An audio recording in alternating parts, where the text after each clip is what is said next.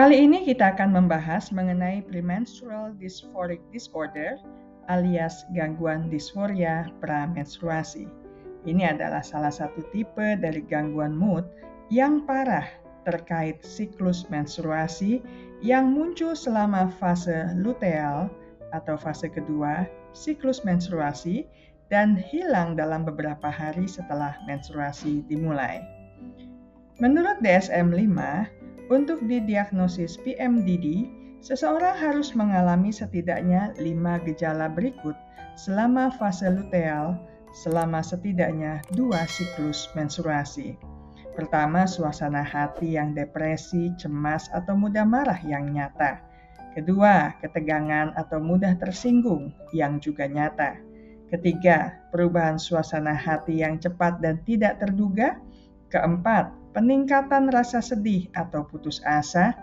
Kelima, hilangnya minat atau kesenangan dalam aktivitas yang biasanya disukai. Keenam, kesulitan berkonsentrasi. Ketujuh, kelelahan atau kehilangan energi.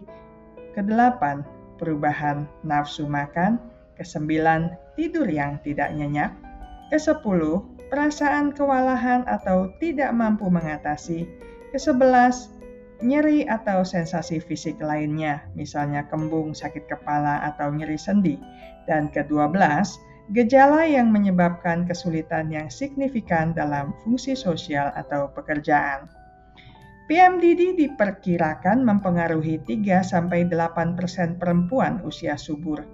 Prevalensi ini mungkin lebih tinggi pada perempuan dengan riwayat depresi, gangguan kecemasan, atau sindrom pramenstruasi.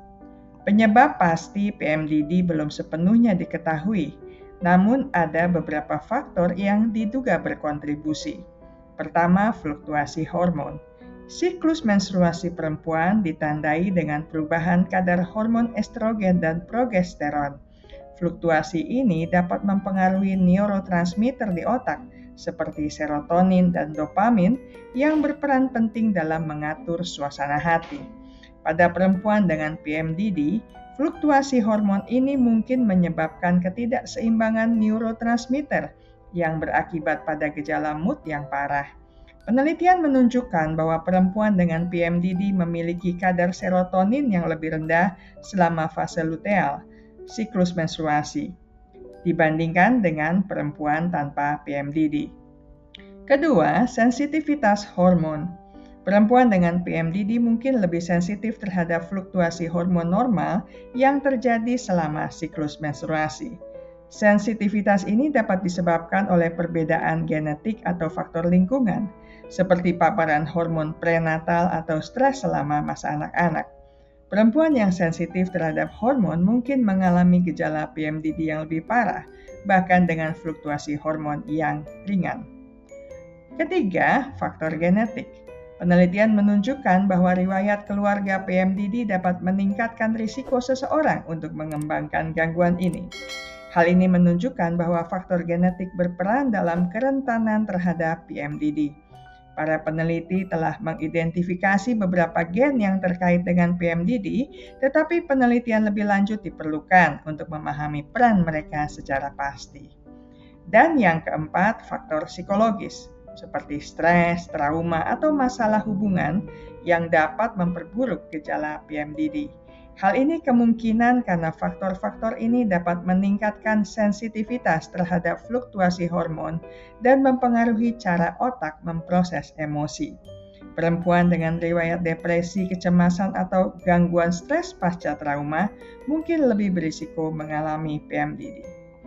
Dampak PMDD tidak hanya terbatas pada gejala mood yang parah, tetapi juga dapat berakibat signifikan pada berbagai aspek kehidupan perempuan. Misalnya, gejala PMDD seperti mudah marah, cemas, dan mudah tersinggung dapat menyebabkan ketegangan dan konflik dalam hubungan dengan pasangan, keluarga, dan teman. Perempuan dengan PMDD mungkin menarik diri dari orang lain karena merasa tidak ingin berinteraksi saat mereka mengalami gejala. Hal ini dapat menyebabkan kesalahpahaman, frustrasi, bahkan keretakan dalam hubungan.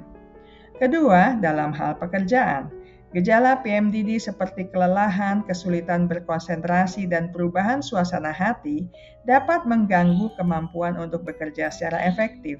Perempuan dengan PMDD mungkin akan mengalami kesulitan dalam menyelesaikan tugas, memenuhi tenggat waktu, atau menghadiri rapat. Hal ini dapat berdampak negatif pada kinerja mereka dan menyebabkan stres tambahan. Ketiga, dalam hal kualitas hidup. Gejala PMDD yang parah dapat menurunkan kualitas hidup secara keseluruhan.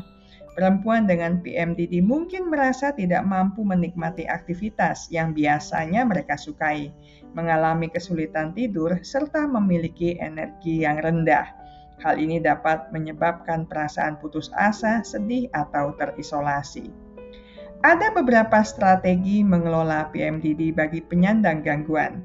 Pertama, berkonsultasilah dengan dokter atau profesional kesehatan mental.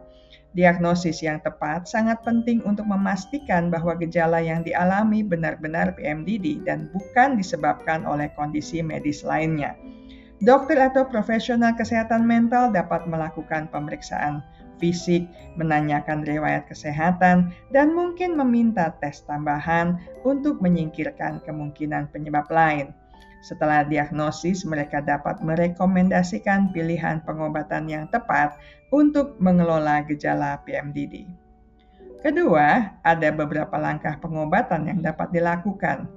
Terapi hormonal dapat membantu mengatur kadar hormon dan meringankan gejala PMDD bagi beberapa perempuan. Obat-obatan antidepresan dapat membantu meningkatkan mood dan mengurangi gejala depresi dan kecemasan. Sedangkan obat anti kecemasan dapat membantu menenangkan saraf dan mengurangi gejala kecemasan. Terapi perilaku kognitif dapat membantu penyandang gangguan untuk mengelola stres, meningkatkan kemampuan coping, dan mengubah pola pikir negatif. Ketiga, melakukan perubahan gaya hidup, diantaranya dengan diet sehat, olahraga teratur, dan teknik relaksasi. Mengkonsumsi makanan yang kaya buah, sayuran, dan protein dapat meningkatkan kesehatan secara keseluruhan dan membantu meringankan gejala PMDD. Aktivitas fisik yang teratur juga dapat membantu meningkatkan mood, mengurangi stres, dan meningkatkan kualitas tidur. Sementara itu, teknik yoga, meditasi, dan pernafasan dalam dapat membantu menenangkan tubuh dan pikiran sehingga mengurangi gejala PMDD. Satu lagi yang dapat dikerjakan yaitu bergabung dengan kelompok pendukung untuk terhubung dengan orang lain yang memahami kondisi mereka, berbagi pengalaman, dan mendapatkan dukungan emosional. Kelompok pendukung dapat menjadi sumber informasi dan motivasi yang berharga dan dapat membantu para penyandang gangguan tidak merasa sendirian dalam menghadapi PMDD. Sementara itu, mereka yang ada di sekitar penyandang PMDD sangat dianjurkan untuk memahami PMDD. Pelajari gejala dan dampak PMDD untuk membantu Anda lebih mendukung dan pengertian. Carilah informasi terpercaya dari situs-situs organisasi kesehatan mental, artikel jurnal ilmiah, dan buku yang representatif. Anda juga dapat berbicara dengan perempuan penyandang PMDD untuk mendapatkan pemahaman yang lebih mendalam tentang pengalaman mereka. Selanjutnya, Anda dapat memberikan dukungan emosional. Bersabarlah dan berpengertianlah karena gejala PMDD dapat membuat penyandang gangguan lebih mudah marah, cemas, dan mudah tersinggung. Hindari kegiatan menyalahkan atau mengkritik, bahkan sebaiknya Anda menawarkan dukungan emosional.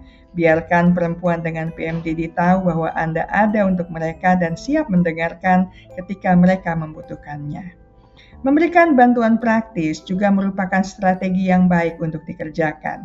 Tawarkan bantuan untuk mengerjakan tugas-tugas sehari-hari, misalnya untuk memasak, membersihkan rumah, atau mengurus anak. Dorong mereka untuk melakukan aktivitas yang menyenangkan.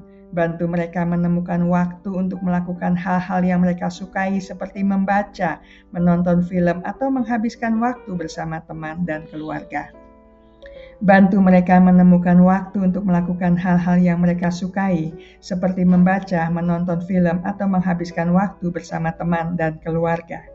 Ingatkan mereka juga untuk minum obat atau mengikuti rencana perawatan mereka. Jika gejala PMDD parah, Dorong mereka untuk mencari bantuan dari dokter atau profesional kesehatan mental. Bantu mereka menemukan sumber daya dokter, terapis, atau kelompok pendukung di daerah mereka. Bila memungkinkan, dampingi mereka saat menemui profesional supaya mereka merasa lebih nyaman. Saya selesai sampai di sini. Kita akan bertemu lagi di minggu mendatang dengan topik menarik lainnya. Terima kasih untuk kesetiaan Anda bersama channel Bahas Psikologi. Ingat baik-baik, kesehatan mental Anda sangat berharga. Jagalah, pertahankanlah dengan sekuat tenaga.